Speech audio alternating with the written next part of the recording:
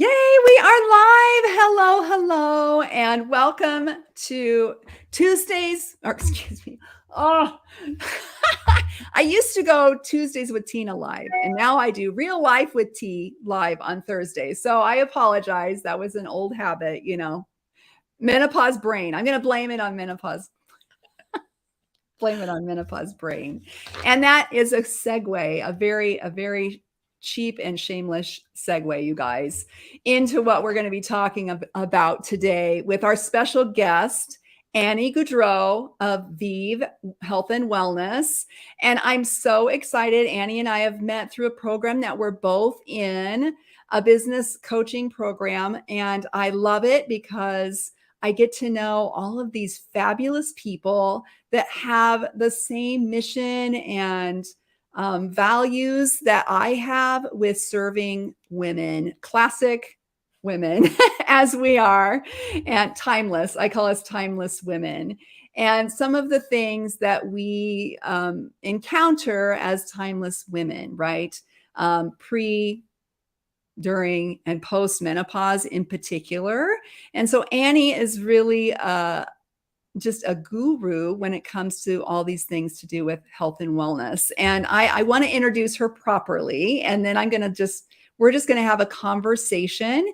Now, if you are watching the replay, because I know this is midday and a lot of people are working. So if you're watching the replay, be sure and do hashtag replay in the comments below. If you're live with us, you do need to click the thing that says StreamYard to allow us to see your comments. Okay. And I will try my best to monitor the comments that are coming through if I can see any that are happening live. But if I don't happen to see your comment live and respond to it, just know that we will get to you after the fact and go back through and monitor these comments. So if you have questions, things like that, be sure and comment below, because we want to have this be as conversational, as interactive as possible. All right. So Annie is a nutritionist. She's a health coach, and she founded Vive Health and Wellness to support the needs of smart and successful individuals, giving them the confidence to do what they want to do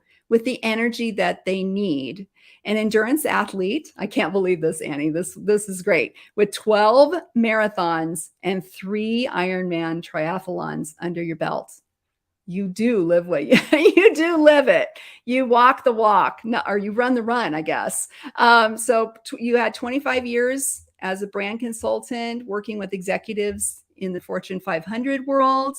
And you speak regularly with the media, corporations, and lifestyle organizations on various topics of health. So I'm so thankful to have you here today to help serve my crew of folks, particularly women of a certain age, but I have some guys too, so they might learn something along the way as well. So welcome, Annie. I'm gonna let you take it away, and then we'll just converse back and forth. Yeah, I mean, it's such a wonderful opportunity to be here, because I know that we have the same intention, which is to really empower women and a few good men to really show up as best as they can. Right. And I don't know who said this, but life doesn't give you a replay. You are lucky here because you get to see this on replay and watch it on YouTube, and you can have access to the information. But our life does not provide a replay. This is one shot. Yeah. And I became obsessed, literally obsessed with midlife, because I went to school to become a nutritionist in my 40s, and all the people in my class were in their 20s. Right. Yeah. Nobody cared about midlife. Right. Yet, we're talking, 40s, 45, perimenopause, or even if you're a man, like you still have midlife as well. Right. This is when the wheels start to fall off. Most marriages end then. This is when there's a lot of, I think, a little bit of reckoning of understanding who we are. And often one of the issues that we see. Oh, we've got a little I don't background.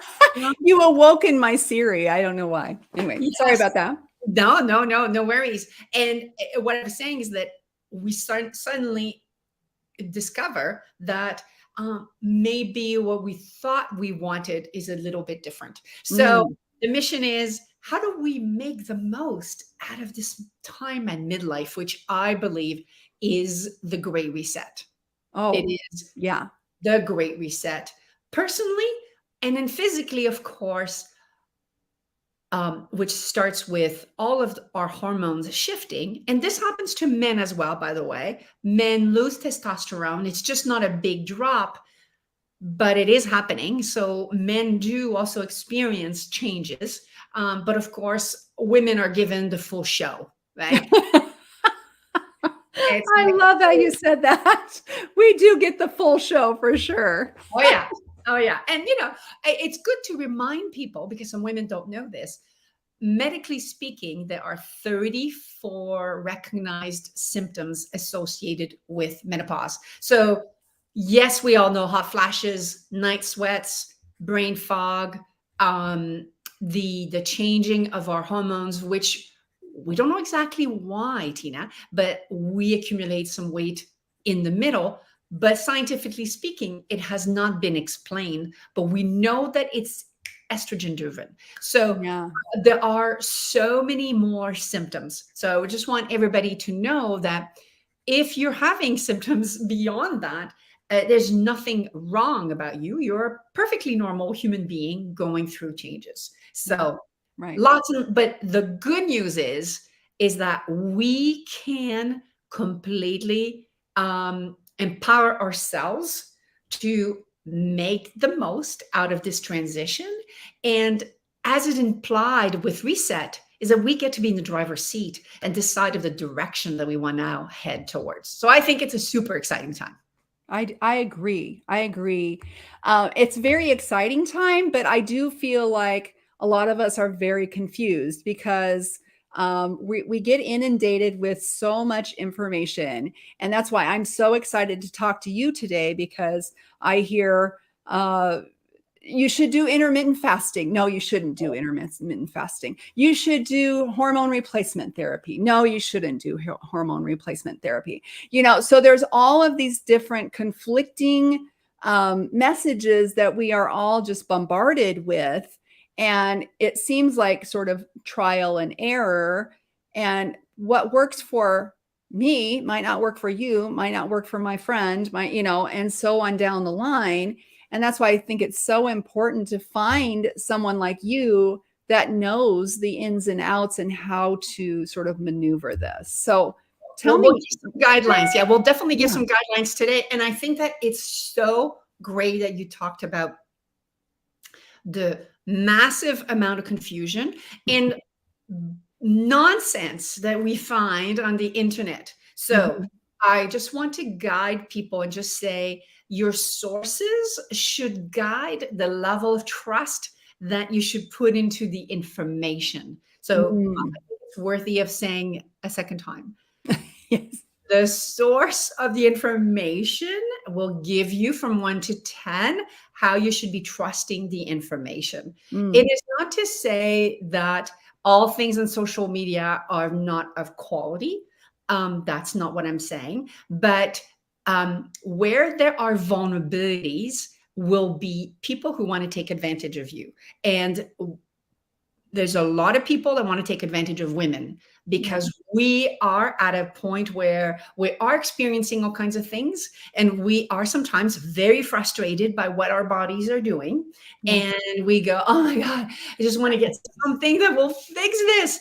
And Yeah. I said, if you can't sleep, you're going to go mad, right? Mhm. Really Mhm. mad. So it's really important for people to be cautious about where they get their information. So that number one. B Right. is that menopause and aging is no one size fits all. Right. So Yeah. that's really important to acknowledge, which means that for a lot of us, what will support your health will be different than your friend or your sister or so on. Yeah. So that's also really important. But there are some principles that really will support everyone. We're going to talk about that because it is crazy confusing. And I hear a lot of nonsense as well that actually will not help women. So I think we should just deep dive into, should we be doing intermittent fasting? Yes or no? Right? Yeah. Give me the goods. Come on. God. And this one drives me absolutely bonkers because everyone should know that every day we are all fasting, right? Fasting when we sleep. Normally, we're not eating when we're fasting. Sorry, we're not eating when we are sleeping. So this is a normal thing that human beings are designed to do. We are designed to have periods of time when we are not eating. And one of the problems with our very modern, convenient life is that food is immediately available all the time. And that does muck with our health, 100%. Yeah. So making sure that our body is fasting for a good amount of time, and I'm talking 12 hours, nothing crazy, right? 7 o'clock at night, shall say, we end up dinner, not eating until 7 o'clock the next morning. That's a minimum window that I really encourage everyone to begin with. Because when you are not eating, your body is doing a whole bunch of other work as well. Just like when we're sleeping, right? The brain organizes the memories and cleans up all kinds of, let's call it dust. There's a bit of a Swiffer that goes in there, and, gets rid of a lot of toxins. When we are fasting, it's very helpful for the body. So should we be fasting more? All of the science around fasting says that fasting and a little bit more aggressive fasting is very helpful for the aging. Okay. It helps getting rid of a lot of cells that are no longer serving us. It's no different than having some clothing that was 20 years old that, just is not in fashion anymore, and it just cluttering the precious, wardrobe space. So it is helpful. Now, the only caveat is that women in midlife, as estrogen is, think about it as a little bit of a roller coaster. Estrogen is going up and down, and there's many fluctuations. When we are doing aggressive fasting, and what I'm talking by then is maybe like, no eating for 16 hours and only eating in an 8-hour window, sometimes it triggers another hormone called cortisol. And cortisol is the quotation mark stress hormone. And the stress hormone is the anti-weight loss hormone. In a midlife, we want to be a little bit more mindful of the visceral fat, right? The fat that surrounds our vital organs. Right. So for a lot of women, intermittent fasting is actually a very stressful act, and it does the opposite. So is it the answer for everyone? No, in an aggressive way, but it is definitely a mandatory 12 to 13 hours, I recommend highly. And you can start very slowly. So we'll leave it at that because we don't want to make this an intermittent fasting talk. Right, right. That's the basis upon which you should start. But there is no need to go all crazy on this. Okay, great. That is so good to know about that.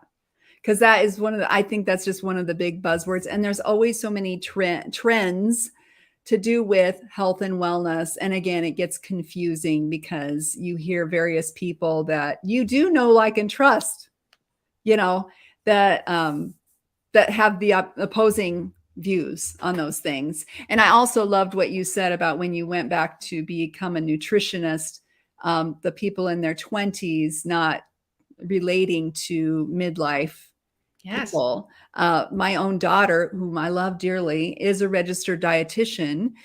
She works with the Army and in performance nutrition for the troops. But she doesn't really specialize at all in post-menopause. Now, I bet she will when she gets to this age. But for now, her specialty is really more about performance and that kind of thing. So I think it's so important as well to find someone who specializes in the particular thing you're looking for. So you're awesome, Annie. Thank you. You're welcome. So what else is some other things that you find in your practice that people are struggling with? A big one, and this is going to surprise some people coming from a nutritionist, but it's actually mindset, which has nothing to do with, the food and how much kale you're going to eat. But mindset has been proven scientifically to really affect everything that we perceive. So I will tell you that they have discovered there's some groups, especially in the Western world, women are far more affected by menopause symptom-wise than some cultures. And the differentiator is how they view aging as women. Oh my God. I think that tells you everything you need to know, right? Yeah. It means that there is a direct correlation between how we view ourselves, and the aging experience and the symptoms. So that's a very important thing. There's even, I'm a total geek and I read all this science shit, and it's very useful, but there is this wonderful scientist named Becca Levy, and she actually quantified the beliefs around aging. So your whole mindset about what it means to age well and so on, and quantify that those with positive beliefs have on average, and this is only an average, 7.5 years longer to live. Has nothing to do with your money, where you live, if you exercise, and your blood pressure and your genetics. Wow, right? So one of the big places to start is for everyone to recognize, what do I actually think about being a woman at 50? Do I think it sucks? Do I think that we become irrelevant? Now, culturally, we are a youth-obsessed, anti-aging world. And we need to start shifting that. We need to start owning our things, which is always why I say this is a much more interesting time to show up, because this is going to help you manage your symptoms more positively. It doesn't mean that it's the cure, right? I do not want to make it sound like, oh, you just change your mindset and right. But it's a huge factor. So I think that's one to recognize what are their beliefs around aging. And I will tell you, it's very sneaky, because once in a while I'll catch myself and I'll be the first one to go, wow, she looks so good for her age. And I'll be like, oh, Annie, that's horrible. Shoosh, bad, right? But that's a society's construct, right? That you can't just look great for your age. So things like that, right? They're very sneaky. So just paying attention to our belief systems will really help how we go through midlife and the rest of our life. Right. I think honestly, questioning our experience and I just think, we have definitely evolved from when my mother was this age. Yes. I think we've evolved a lot, and in a way, so many things, our mindset is one of the things, but we're on the journey, right? But even the way that we take care of ourselves, the way, we know so much more, we're much more informed, good and bad, but we're much more informed now than they were. But I still hear her voice in my head sometimes, like, that is not appropriate. Your hair is too long. Once you're over 50, you should not have long hair. You should not have blah, blah, blah. You wear, whatever it is. And then I then find myself as the mother of 6 daughters, that I have been called out. I've been called out by them. Like, Mom, stop talking about your weight. Stop talking about how you hate the way you look.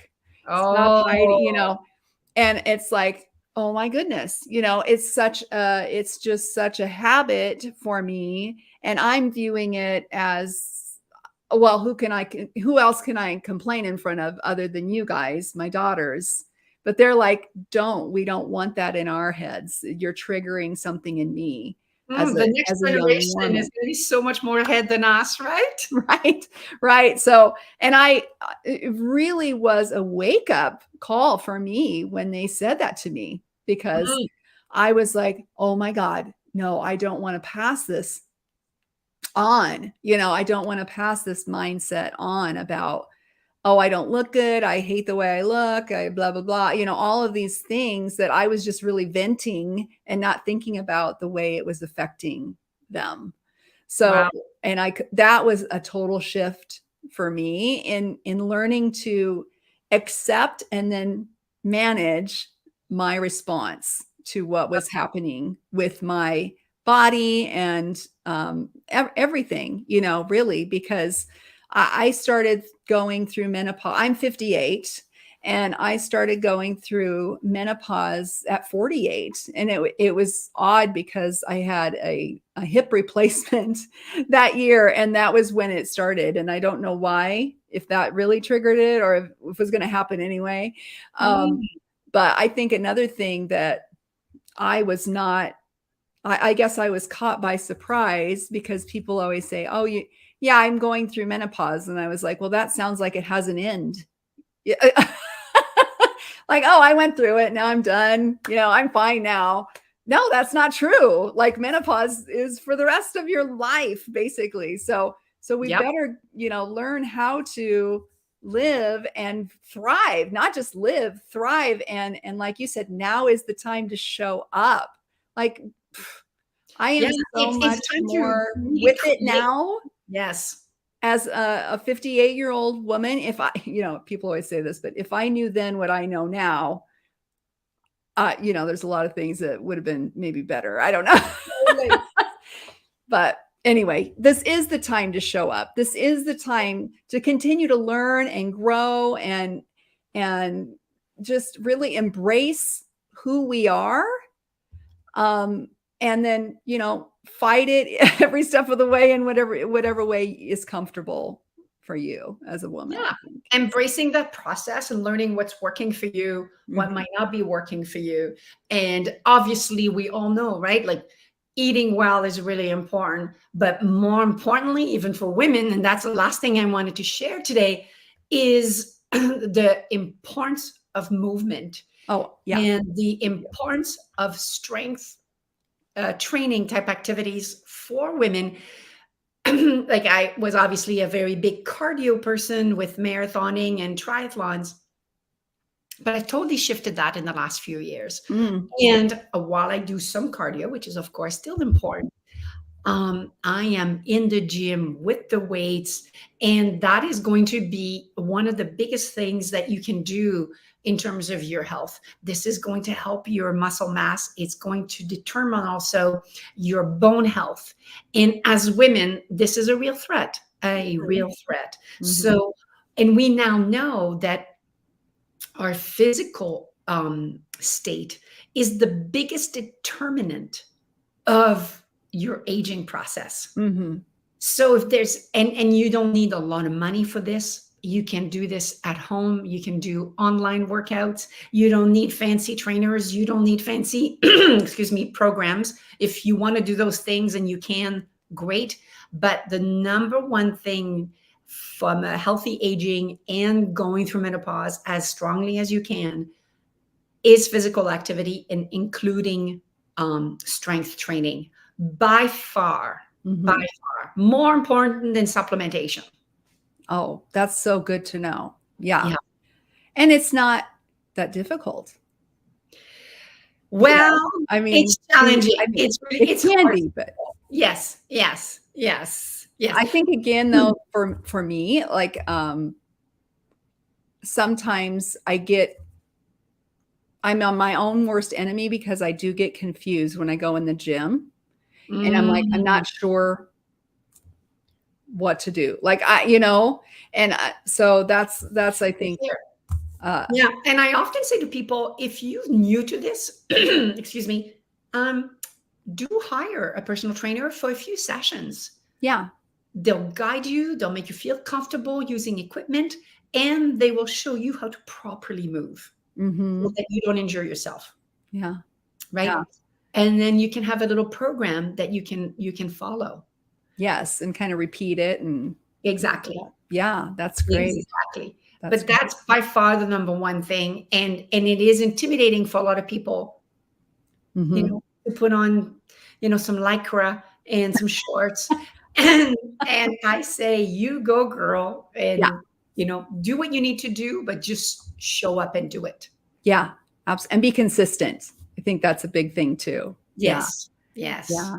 Yes. Well, Annie, I could talk to you all day long. I'm telling you right now, it's so great, but I want to be very, very cognizant of your time and the time of the people watching as well. Tell us about how we can reach out to you and, you know, to anybody watching or watching on the replay, I always have a complimentary session offered that you can sign up simply by going to my website, which is vive.ca, veev.ca. And I know we'll put in the show notes.